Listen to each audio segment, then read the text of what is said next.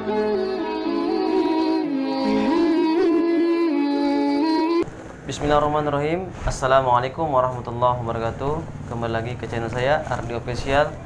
Terima kasih yang selama ini sudah subscribe, like-nya, share dan komennya. Terima kasih, mudah-mudahan Allah mudahkan rezekinya, Allah mudahkan semua urusannya. Oke, yang belum subscribe tinggal ketik atau klik di pencarian YouTube Ardi Official, kemudian jangan lupa subscribe, like, share dan komen. Terima kasih. Mudah-mudahan semua video saya bermanfaat ya. Oke, alhamdulillah kali ini kita akan langsung melanjutkan pelajaran kita yang kemarin, pelajaran tajwid. Yang bab nun sukun dan tanwin ya. Bab sukun tanwin itu dibagi kemarin menjadi 4 hukum, maaf ya. Ada 4 hukum. Yang pertama adalah izhar atau izhar holki, yang kedua adalah idgham, kemudian iqlab, kemudian ikhfa. Nah, kemarin kita sudah bahas semuanya di video saya. Ada izhar, ini video saya bisa dilihat. Kemudian video selanjutnya ada idgham, bisa juga dilihat di sini video saya juga ya. Kemudian ada iqlab, bisa juga lihat video saya juga. Kemudian ada juga ikhfa. Alhamdulillah ikhfa. Hari ini kita akan belajar apa sih ikhfa itu ya. Sekarang kita belajar, tengok di papan tulis kita sudah bikin materinya. Yang kita harus belajar hari ini adalah hukum ikhfa. Hukum ikhfa adalah hukum terakhir di bab nun sukun dan tanwin. Jadi kita cari bahasa dulu ya, cari artinya dulu.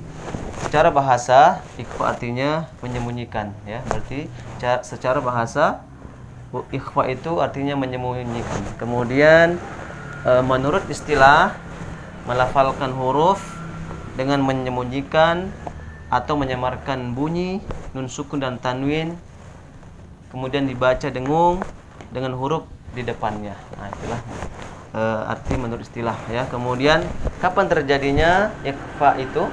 Nah, ya, kita lihat depan lagi. Terjadinya ikhfa itu apabila ada nun sukun atau tanwin.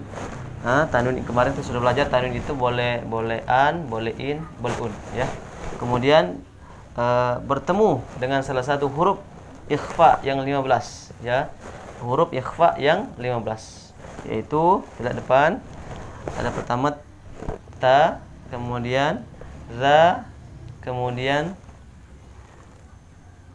jim, kemudian dal, kemudian zal, kemudian zai, kemudian sin, kemudian shin, kemudian sod, kemudian dod, kemudian tod, kemudian zo, kemudian fa, kemudian qaf, kemudian kaf.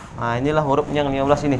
Jadi apabila bertemu nun sukun atau tanwin bertemu dengan huruf yang 15 ini, maka hukum bacaannya disebut dengan ikhfa ya, atau hukum ikhfa.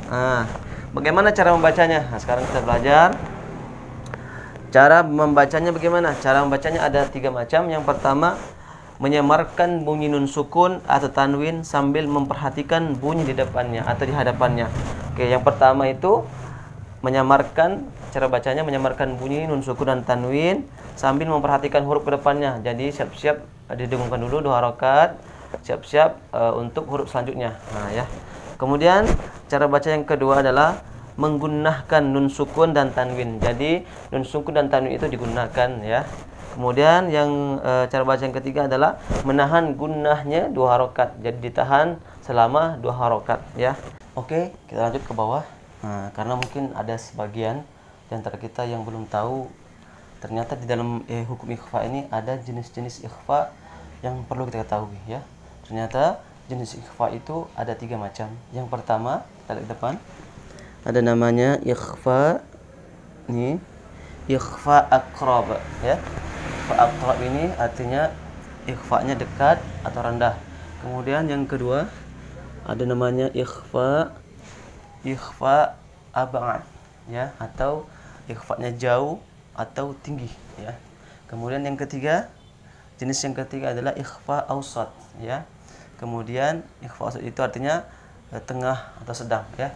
Kita akan bahas satu-satu dulu. Yang pertama, jenis ikhfa yang pertama adalah ikhfa aqrab atau ikhfa-nya dekat atau rendah ya. Dia itu cuma punya ada 3 huruf saja.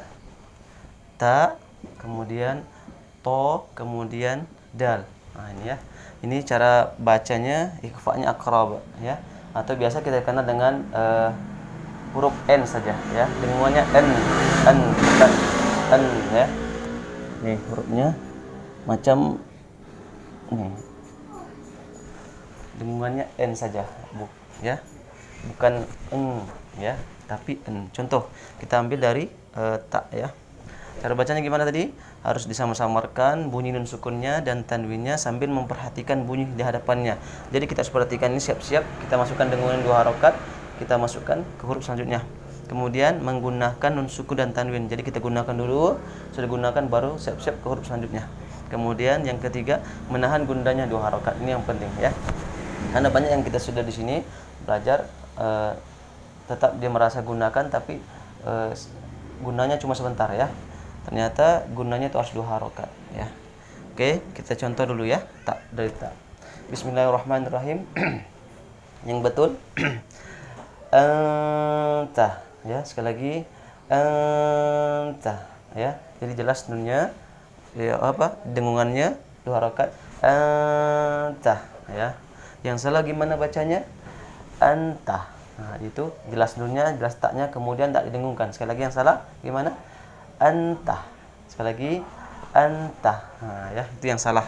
Jadi yang betul gimana tadi? Anta. Nah, didengung 2 harakat, kemudian masuk ke huruf selanjutnya. Siap-siap huruf selanjutnya. Anta. Nah, itu ya. Kenapa disebut aqrab? Karena memang huruf nun sukun itu ketika sudah bertemu dengan ta itu dekat saja. Makanya disebut dengan ikhfa aqrab atau ikhfa-nya dekat dengan nun. Makhrajul huruf nun itu kan di dekat atas ketemu gusi ya. Gusi dengan gigi seri. Nah, itu makhrajul hurufnya nun.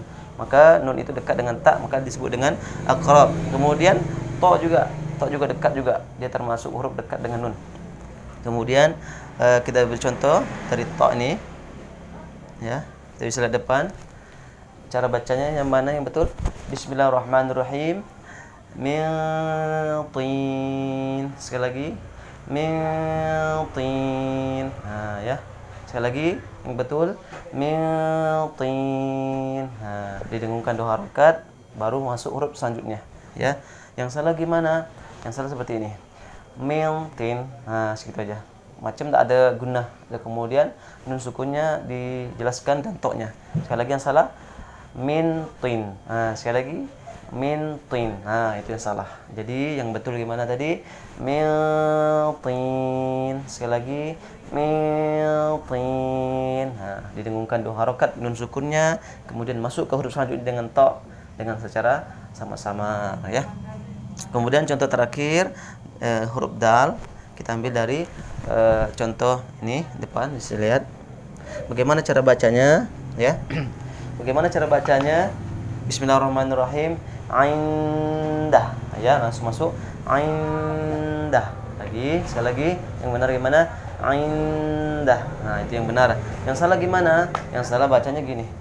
Aindah. Nah, seperti itu. Dibaca tidak ada dengungan, kemudian nun sukunnya dijelaskan dan dalnya ini ya. Huruf selanjutnya. Tidak boleh seperti itu ya. Yang betul indah. Nah, itulah contoh dari ikhfa aqrab. Jadi cuma ada 3 huruf saja, ta, to, dal. Nah, kemudian jenisnya ikhfa aqrab ya, biasa kita dengan biasa ujungnya n ya. Kemudian yang kedua ikhfa abad. Nah, ini ikhfa abad ini artinya tadi adalah ikhfa yang jauh atau tinggi takaran dengungannya ya. Dia cuma punya 2 huruf saja, qaf sama nih, kita lihat qaf sama kaf saja. Qaf sama kaf saja 2. Nah, yang biasa kita dikenal dengan biasa bunyinya dengungannya ng, ya seperti itu ya. Coba kita ambil dari contoh dari qaf ya. Kita lihat dari depan bagaimana bacaan yang betul. Bismillahirrahmanirrahim. Wayang. Nah, di situ ada tekan sedikit 2 harokat macam ada ng ya. Wayang. Nah, karena qaf ini marujul hurufnya di ujung lidah ya. Makanya agak jauh, makanya disebut dengan ikhfa abad. Sekali lagi yang betul. Bismillahirrahmanirrahim. Wayang qalib.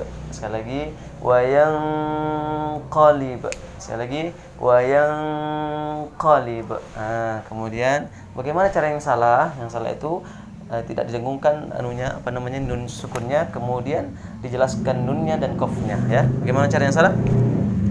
Bismillahirrahmanirrahim. Wayan qalib. Sekali lagi yang salah wayan qalib. Itu yang salah. Yang benar gimana tadi? Bismillahirrahmanirrahim. Wayan qalib. Tekan 2 rakaat sekali lagi. Wayan qalib. Kemudian kita langsung ke contoh yang kedua dari huruf kaf ini. Kita ambil contoh ini di depan. Sama juga cara bacanya, tidak boleh dijelaskan nunnya tapi disama-samarkan kemudian masuk ke huruf selanjutnya. Siap-siap ya. Ini juga ya. Bismillahirrahmanirrahim. Bagaimana cara yang betul? Bismillahirrahmanirrahim. Semacam ada NG ya. Man kana yarju. Ya, perhatikan. Sekali lagi. Man kana yarju. Sekali lagi. Man kana yarju. Itulah yang betul. Tapi salah yang bagaimana cara baca yang salah? Dijelaskan nunnya kemudian tak berdengung ya. Oke, yang salah gimana? Man kana yarju. Sekali lagi. Man kana yarju. Itu yang salah. Jadi kita perbaiki lagi bacaan kita. Kemudian yang terakhir ada namanya ikhfa ausat ya. Ausat ya. Atau ikhfa itu tengah-tengah. Jadi atau sedang biasa orangnya. Kenapa ausat ke tengah? Karena huruf yang keluar dari nun itu dekatan, dia di tengah-tengah berada ya. Dia di tengah-tengah berada. Contoh, ada hurufnya ada apa saja? Ini ada sa, kemudian ada jim, kemudian zal, kemudian zai, kemudian sin, shin, kemudian sod, kemudian dod, kemudian sod, so, zo, kemudian fa. Itulah hurufnya. Selain dari ikhfa ab'ad, kemudian ikhfa aqrab. Itulah hurufnya, dia masuk di dalam ikhfa awsat ya. Kemudian bagaimana contohnya? Kita ambil contoh dari sod saja ya. Sod ya, kita ambil dari sod. Contoh kita di depan. Bismillahirrahmanirrahim. Bagaimana cara yang betul? Bismillahirrahmanirrahim. Fansab.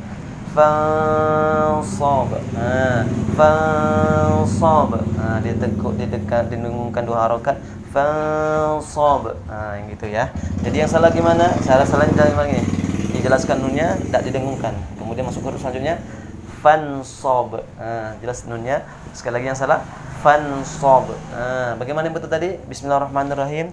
Fansab. Itu yang betul. Kemudian kita ambil contoh yang selanjutnya. Ada sin, sini kita ambil sin. Ini kita ambil contoh dari sin. Dari depan. Bagaimana cara bacanya ini?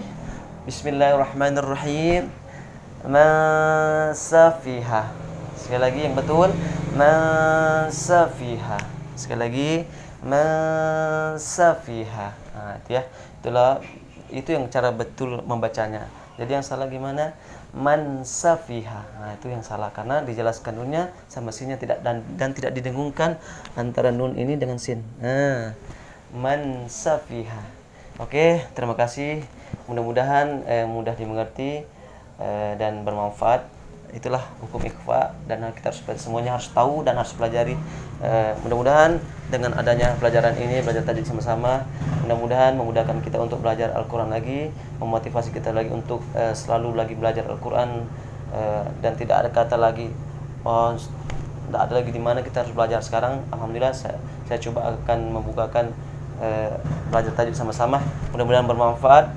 Dan apabila ada yang salah bisa dikoreksi di kolom komentar. Kemudian kalau ada yang betul itu hanya dari Allah Subhanahu wa taala. Kami minta maaf ya. Mungkin hanya itu yang dapat kami sampaikan.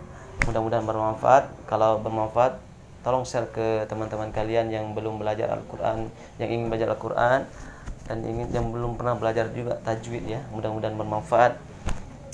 Mudah-mudahan kita semuanya termasuk umat Rasulullah SAW dan nanti kita syafaatnya dan diberikan syafaatnya, baik itu syafaat Rasulullah dan syafaatnya Al-Quran. Amin ya rabbal alamin. Terima kasih. Wassalamualaikum warahmatullahi wabarakatuh.